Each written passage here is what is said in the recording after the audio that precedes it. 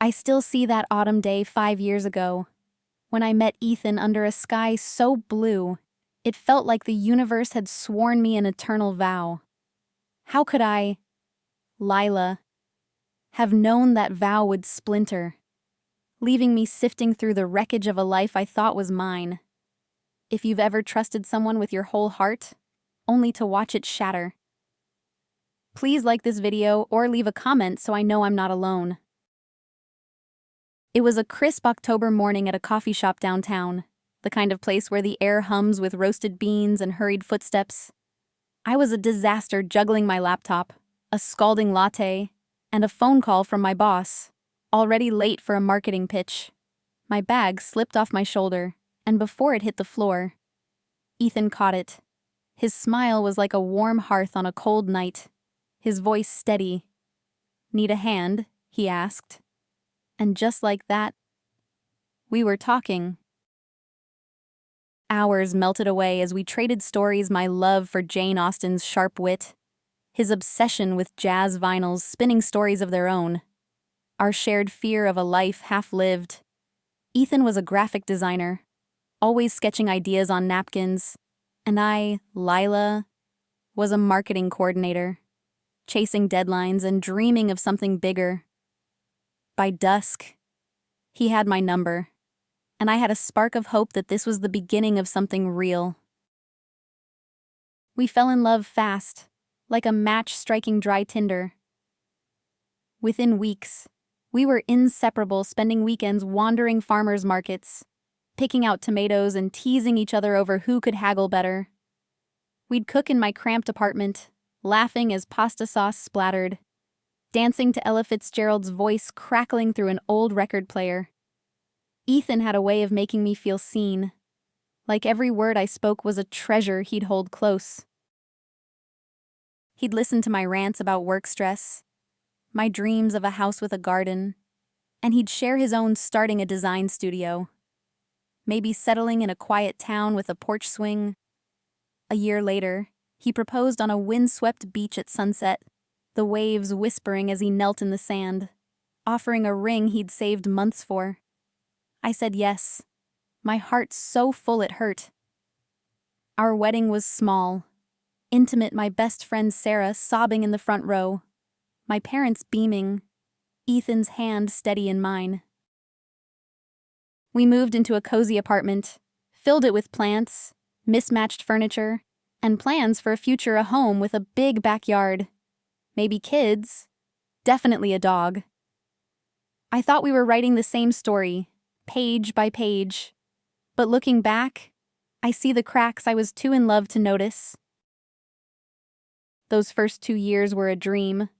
We'd wake up tangled in each other, make breakfast, and steal kisses between sips of coffee. Ethan would sketch at the kitchen table, his pencils scratching softly, while I worked on presentations, our lives weaving together like threads in a tapestry.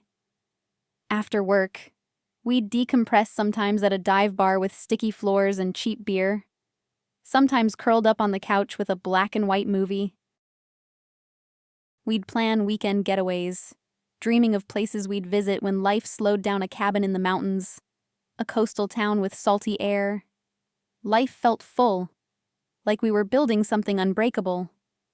My coworker, Mark, would tease me about my perfect marriage, and I'd blush, believing it. But slowly, almost imperceptibly, things changed. Ethan started staying late at work, blaming tight deadlines or demanding clients. His phone was always face down, notifications silenced. He'd laugh it off when I asked, saying he didn't want work texts invading our home. I trusted him. Love makes you blind, doesn't it? The first warning came on a sleepless night, 3 years into our marriage. Ethan was in the shower, the water humming, and his phone lit up on the kitchen counter. I wasn't trying to snoop, I swear, but the message preview stopped me cold. "Can't wait for tomorrow," it said, from a contact labeled J. My stomach twisted, a sick feeling I couldn't shake. Who was Jay? A coworker, A friend, I stood there, my breath shallow, staring at the screen. I told myself it was nothing, just my imagination running wild. I didn't say anything.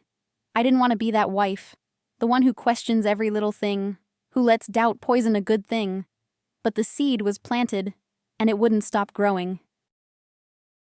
The signs multiplied like shadows at dusk. Late at night, when he thought I was asleep, I'd hear the faint buzz of his phone.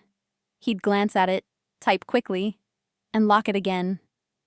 I started noticing other things small, nagging details that felt wrong.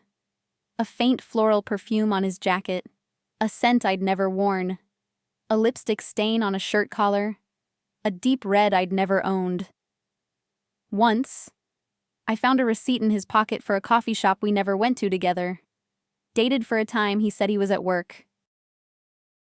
I asked about his late nights, keeping my tone light, casual, just work. Babe, he said, kissing my forehead. You worry too much. His smile was the same, but it didn't reach his eyes anymore. I wanted to believe him. God, I wanted to. The doubt grew like a weed, wrapping around my thoughts, choking out my peace. I couldn't focus at work. I'd sit in meetings, nodding along, while my mind replayed every moment, every excuse. Was I crazy? Was I seeing things that weren't there? I confided in Sarah over coffee one afternoon. She'd known me since college, seen me through heartbreaks and triumphs, and her voice was firm. You're not crazy, Lila, she said. Trust your gut. If something feels off, it probably is. Her words were a lifeline, but they also terrified me. What if she was right? What if the life I'd built with Ethan was a lie I told Mark? 2. One day at lunch. He was skeptical, said Ethan seemed like a good guy, but his doubt only made me question myself more. I started checking Ethan's phone when he slept. I hated myself for it. Felt like I was betraying him just by doubting. But I had to know. The messages with Jay were vague but intimate pet names like sweetheart. Inside jokes I didn't understand. Plans to meet up. Same place as usual, one said. Another read, miss you already. My heart pounded as I scrolled, each word a knife twisting deeper. I didn't confront him. Not yet. I needed proof. Something he couldn't explain away. I started keeping a notebook, jotting down dates, times, anything suspicious, a hotel keycard in his wallet, a hushed call he took outside, a vague email about a weekend meeting. It felt like I was building a case, not against a stranger, but against the man I loved. The doubt consumed me. I'd lie awake, staring at the ceiling, replaying our marriage, our first anniversary. When Ethan surprised me with a weekend in the mountains, hiking trails and making love by a crackling fire, had that been real? Or the time we stayed up all night, planning our dream home, sketching it on scrap paper. I started noticing more, a parking ticket from a part of town he had no reason to visit. A new cologne I hadn't bought. I tried talking to him, asking if we were okay, if he was okay. He'd pull me close, say, of course, babe. I love you. But his words felt like echoes, hollow and distant. One evening, Ethan said he was working late again. I nodded, smiled, but my chest was tight. I couldn't sit still. The doubt was eating me alive. So I followed him. I got in my car, drove to his office, and parked across the street, hidden in the shadows. My hands shook, my breath shallow. He didn't go inside. Instead, he walked to a black sedan, where a blonde woman waited, her hand resting on his arm. her laugh bright and carefree. They drove off, and I followed, my heart in my throat.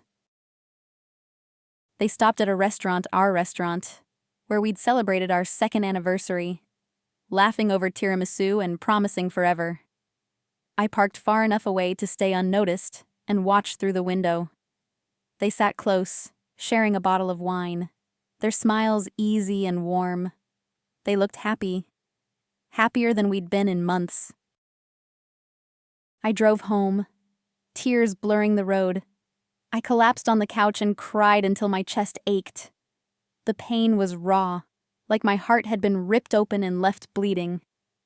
I called Sarah, sobbing, barely able to form words.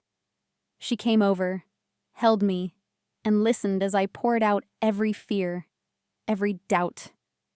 "You don't deserve this, Lila," she said, her voice fierce. "But you're stronger than you think." Her words were a tether, but they couldn't erase the hurt. I called my mom too, late that night, her voice soft through the phone. "Oh, sweetheart," she said. "You'll find your way through this." But I didn't know how. Anger stirred beneath the pain, sharp and restless. I wanted to scream, to confront him, but I needed to know everything who she was. How long? Why? I dug deeper, checking his emails, his calendar, his bank statements. I found a receipt for a hotel stay, dated 6 months ago, for a weekend he'd claimed was a work conference. There were others dinners at restaurants I'd never been to, charges for jewelry I'd never seen, a spa resort booked on my birthday. He'd bought a necklace I never received, a weekend getaway I never took. My husband was living a double life, and I'd been too trusting to see it. The truth hit like a tidal wave, pulling me under. I spent weeks in a fog, going through the motions at work, smiling when I had to, but inside, I was unraveling. I'd lie awake, replaying every moment of our marriage. Had it all been a lie? Was every "I love you" tainted? I started questioning everything every late night, every smile, every touch. I felt like a fool, like I'd been played from the start. Sarah tried to pull me out of it, dragging me to yoga classes, cooking dinners I barely ate. My coworker Mark noticed my distraction, asked if I was okay. I brushed him off, but his concern only deepened my shame. How had I let this happen? I wanted to confront Ethan, to demand answers, but the thought paralyzed me. What do you say to the man you thought was your forever? I rehearsed words in my head, but they never felt right. I tried mirroring his behavior, testing him. I'd stay out late, saying work was hectic. I'd leave my phone face down, watching for a reaction. He noticed his eyes would flicker with unease, his questions sharp. "Where were you?" he asked once, his voice tight. I smiled, said, "Just work," and watched him squirm. It felt like a small victory, but it wasn't enough. I needed to know who Jay was. I went through his social media, cross-referencing names from his office's website. Her name was Julia, a project manager in his department. Her profile was public, full of photos, some with Ethan. They'd been at work events together, smiling in group shots. But there were others cozy dinners, a weekend at a lake cabin, moments that should have been mine. They'd been together for at least a year, maybe longer. Each photo was a punch to the gut. One showed them at a bar, her head on his shoulder, his arm around her. The caption read, "Best date ever," posted the same week he'd canceled our weekend getaway, claiming he was sick. Another was from a concert he'd said he couldn't attend because of a deadline. I could have called her, left a voicemail full of venom, or shown up at her door. But I didn't want a scene. I wanted Ethan to face the truth of what he'd done. The decision to confront him weighed on me like a stone. I talked it over with Sarah, my voice breaking as I admitted how scared I was. "You need to do this for you, Lila," she said. "Not for him. Not for her, for you." My mom echoed her, saying, "You're stronger than you know." Sweetheart. Their words gave me courage, but the fear lingered. What if confronting him broke me completely? What if I wasn't ready to lose him, even after everything? I planned a dinner, telling Ethan I wanted to celebrate our anniversary early, to reconnect. He agreed, but his eyes were wary, like he sensed a storm coming.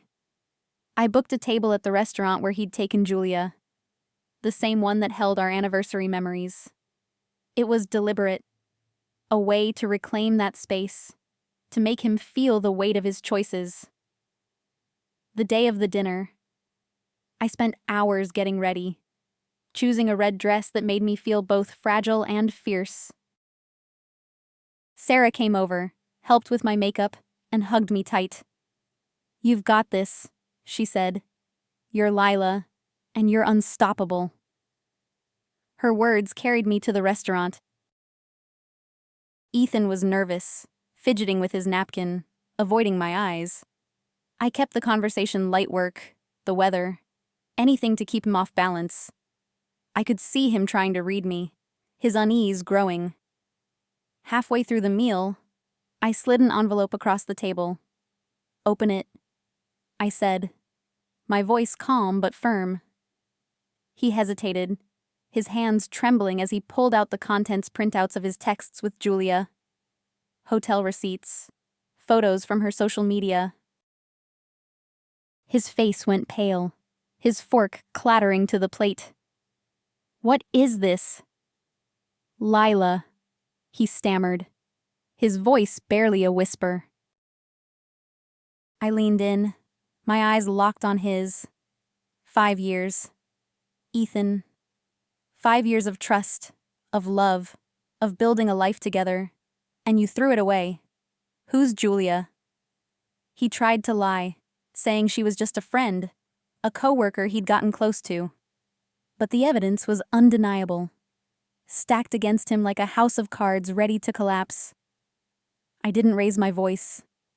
I didn't cry. I just said, "You have one chance to be honest. Right now, don't waste it." He broke. The words spilled out like a dam bursting, how it started as drinks after work. How one thing led to another. How he got in too deep. He said he never meant to hurt me. That he loved me. That he'd end it with her. He reached for my hand, but I pulled away. His apologies felt like ash. Empty and brittle.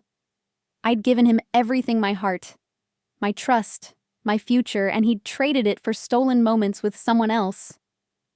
I stood up, left the envelope on the table, and walked out. I didn't look back.